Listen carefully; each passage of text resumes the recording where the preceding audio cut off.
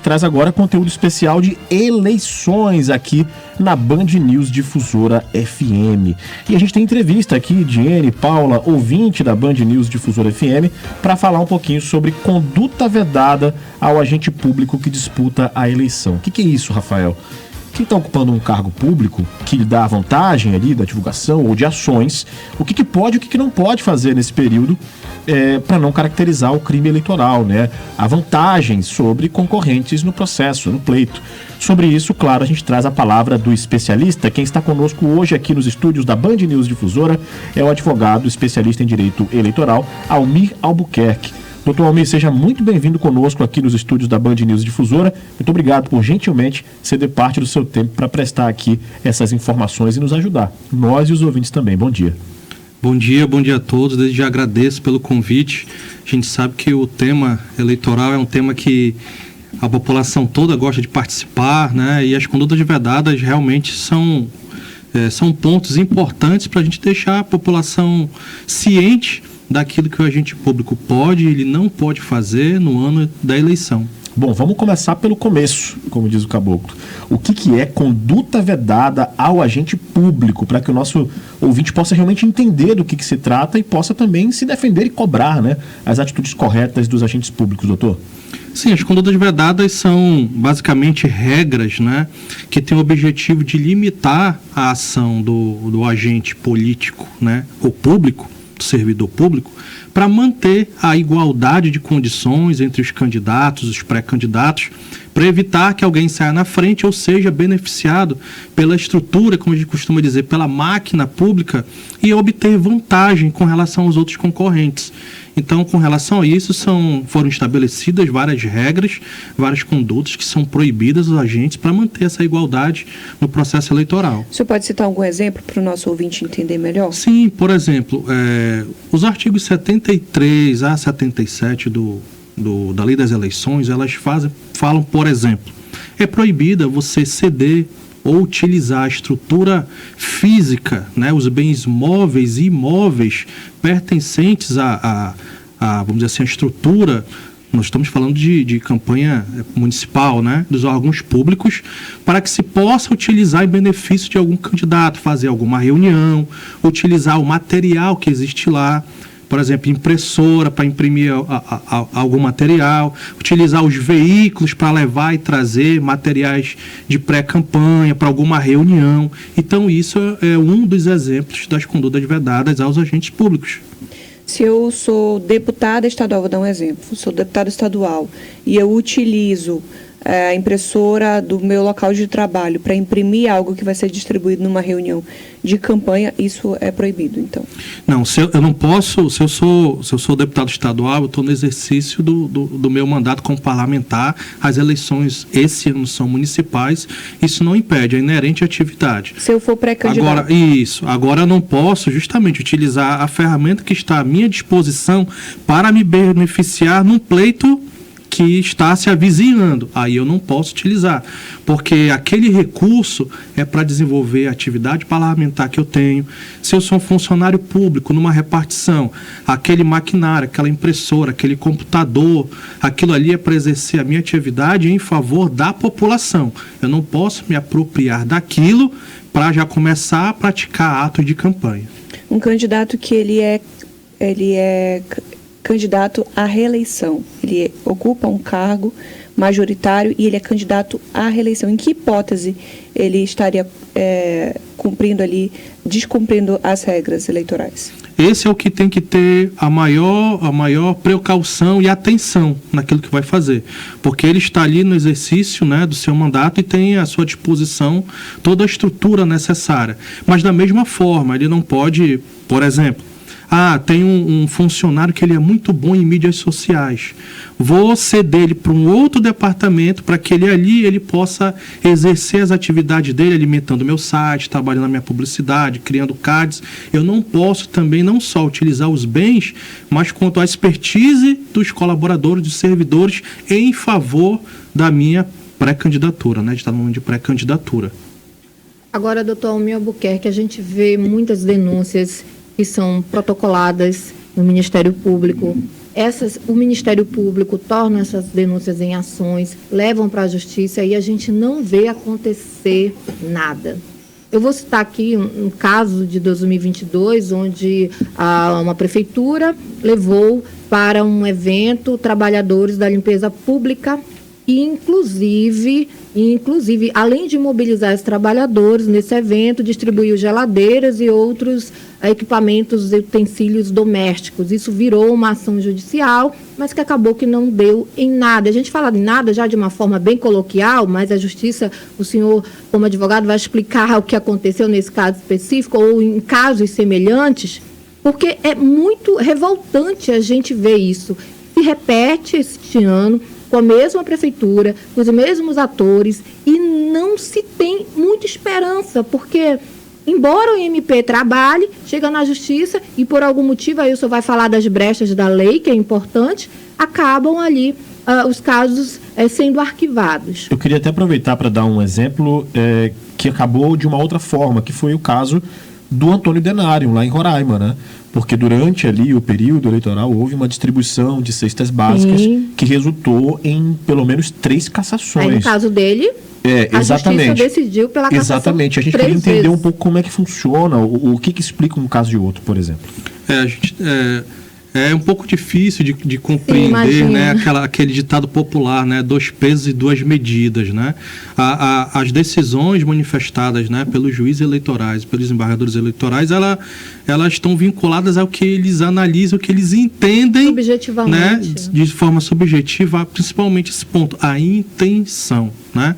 Mas é certo que isso até de uma certa forma acaba estimulando as pessoas a participarem do processo político, e a gente vem vendo isso ao longo do tempo, né? Cada vez mais a quantidade menor de pessoas, a abstenção muito grande, mas a gente não pode contar com a condescendência do poder público nesse sentido, né?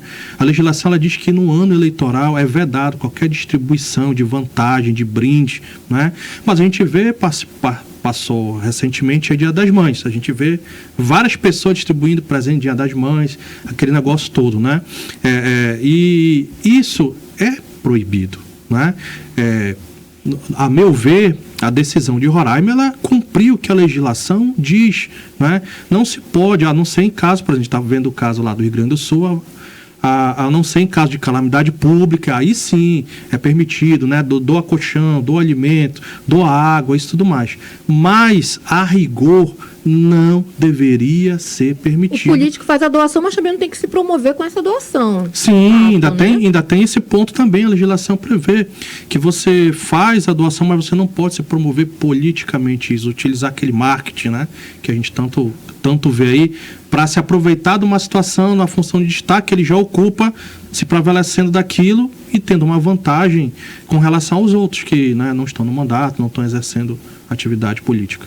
Doutor Almir, se eu sou pré-candidato a um cargo e eu ocupo um outro cargo, digamos, sou prefeita de um município do interior, certo, e eu sou candidata à reeleição, eu fui fazer uma ação da prefeitura no município, né, numa escola, e é postado esse material na rede social da prefeitura e no meu perfil da internet. Isso configura alguma violação à regra eleitoral?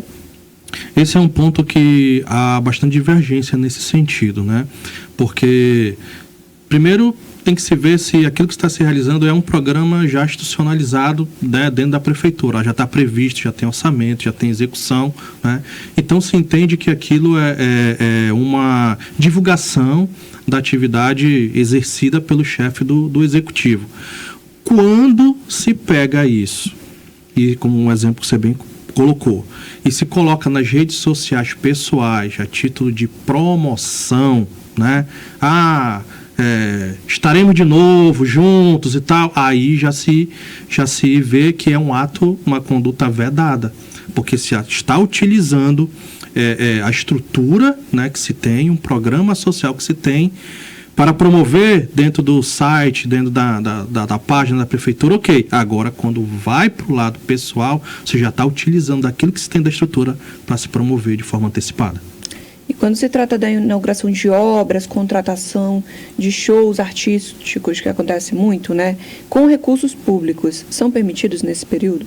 Isso, nós temos períodos, né? Nós temos vedações que elas valem para o ano todo, e nós temos vedações que são ali estritamente para os 3 meses antes do pleito. No momento hoje atual é permitido que se faça uma obra e se contrate, né, um artista para fazer um show de inauguração.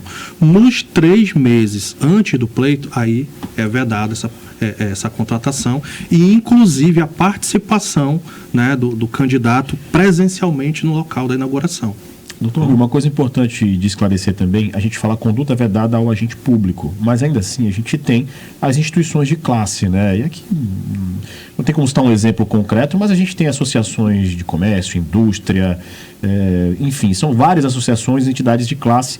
E aí eu pergunto, essas regras valem também para representantes dessas entidades de classe ou só para quem está exercendo cargo público? As condutas, elas são basicamente ligadas a quem ocupa o cargo público, né? Até porque as instituições, né, na grande maioria, elas não têm essa ligação direta ou uma atividade que tem o vínculo, né? Agora, é importante ressaltar, por exemplo, a gente falou agora há pouco sobre a distribuição de brindes, organizações sociais.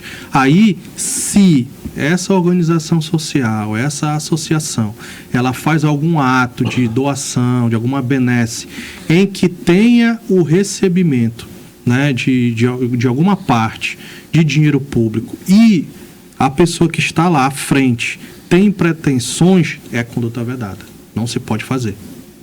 Agora, doutor Almir, toda condenação por conduta vedada, ela realmente vai resultar numa cassação ou nem sempre?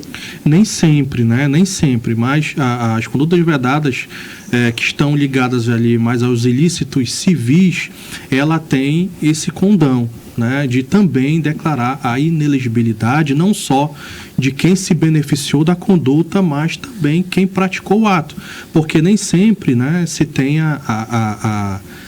vamos dizer assim, entre aspas, né, o consentimento ou o candidato, ele sabe daquilo que está sendo praticado, alguém quer fazer, né, uma média ali, mas se houve um aproveitamento, vamos dizer assim, o rigor da lei, ele vem contra o candidato beneficiado e aquele que praticou a conduta também. Mas isso vai depender, né, do dano causado, do benefício que ocorreu, para se identificar se é um caso de declarar inelegibilidade ou não.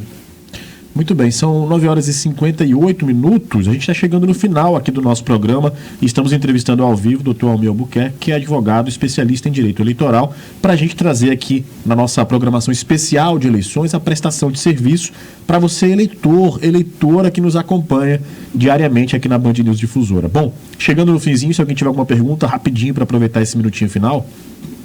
Eu quero só, para a gente finalizar, por exemplo, citar aqui casos, se um deputada quer ajudar um determinado candidato, pré-candidato a vereador. Aquele candidato a vereador, se for realmente provado que ele cometeu uma conduta vedada, ele pode perder o mandato e o deputado, ele se torna inelegível para os próximos anos, dependendo, obviamente, do crime? Ele pode ser afetado, sim, porque, como disse agora há pouco, né, a conduta ela vai atingir quem se beneficiou e quem praticou. Se há um conluio, se há uma organização entre eles ali, para que se possa ter um benefício, oferecer um benefício, os dois poderão ser atingidos, sim. Tá bom? Então, é bem importante isso, porque a gente sabe que tem muitas ações ordenadas, né? E que... Principalmente de deputados com vereadores, que depois desses vereadores, caso eleitos, eles vão formar a base desse deputado para o próximo pleito. E é importante que a população, os eleitores, fiquem atentos com isso. Perfeitamente. Muito bem.